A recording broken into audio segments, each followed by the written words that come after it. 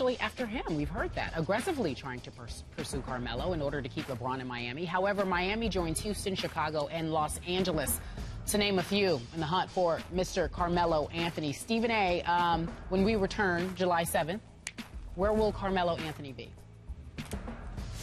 Unfortunately, Kerry, Skip, I can't definitively answer this question because a lot of it is contingent on what Miami is able to do.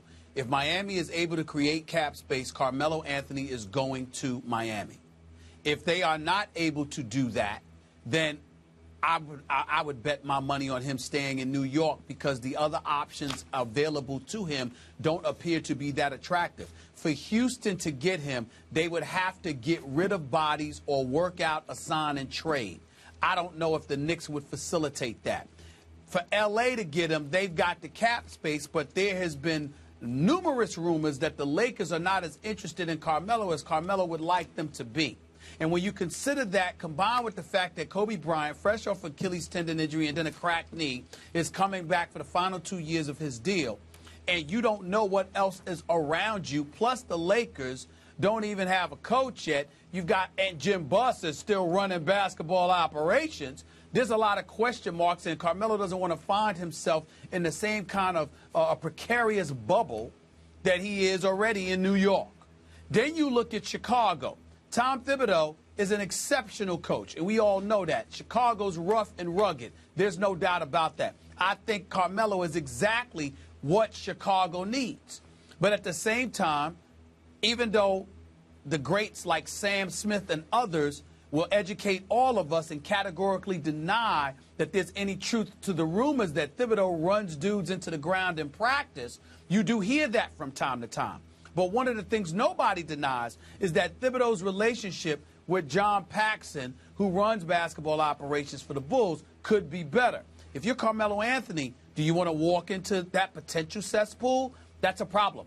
And so as a result of it, it would be one thing if everybody's even. But with the Knicks in a position to give him $30 million more than anybody else, if you're going to sacrifice those dollars, the situation has to be ideal. And the only thing that appears ideal at this moment in time would be Miami if Miami creates room. He wouldn't mind being with the Clippers, but they ain't willing to unload Blake Griffin for him. He wouldn't mind being with Chicago under better, more ideal circumstances, but even then they'd have to amnesty Carlos Boozer, get rid of Mike Dunleavy Jr., you know, those kind of things. You look at L.A., there's just Kobe. Everything else is a question mark. So it's a tough decision. The only thing that's surefire for Melo is to be with LeBron. If he can get to LeBron, Melo will go to Miami. If that's not the case, based on the pitch that Phil Jackson and Derek Fisher combined have made, combined with the money that's there for him to make, and the fact that there aren't too many attractive offers out there, if I had to bet my money, it would be on him staying with the New York Knicks if Miami can't create the cap space. So it's really Miami or New York. That's all I got for you right now. Okay, so right now, Stephen A. on the hot seat. Gut feeling. On July 7th, Carmelo is what? Just gut feeling it. Wow. Just right out of your heart. My gut feeling tells me it's New York because I don't believe Miami will be able to create enough space to get him. I know he'd run to Miami to play with LeBron if they had the space, but I don't believe Miami will be able to pull that off, and my gut tells me he will probably stay. If I had to bet my money today, Skip, it would be on New York. I am with you on that. I think he will stay in New York, and I think he should stay in New York because I believe, and I could be wrong about this, I think Phil Jackson will prove to be a very good team rebuilder or builder. I believe that sooner than later, Phil will do good to great things in New York.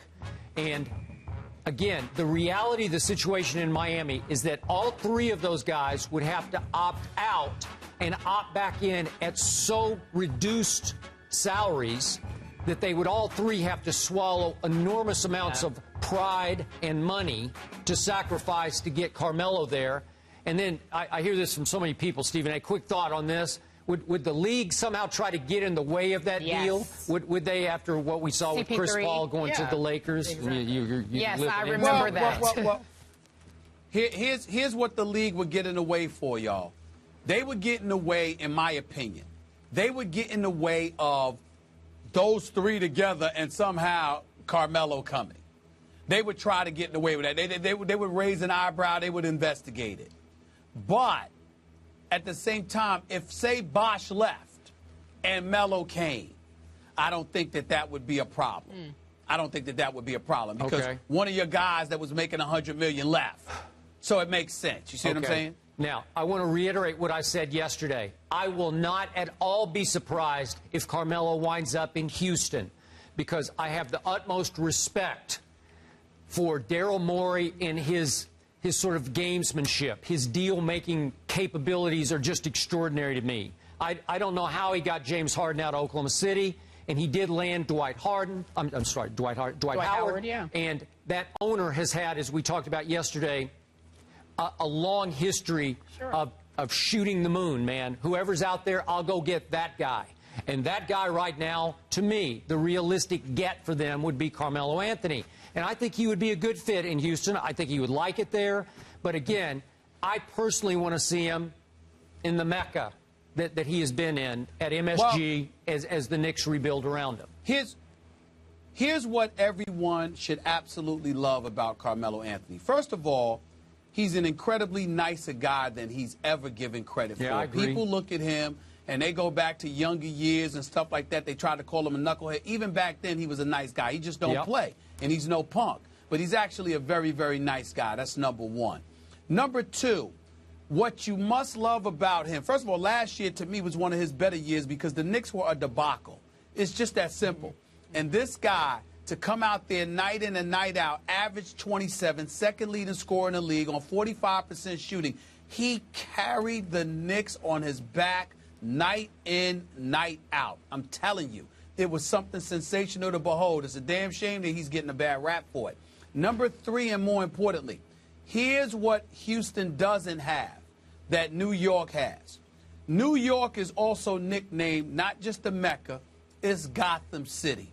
It's bright lights, the glitz, the glare, the whole bit. Very few dudes love it like Carmelo Anthony.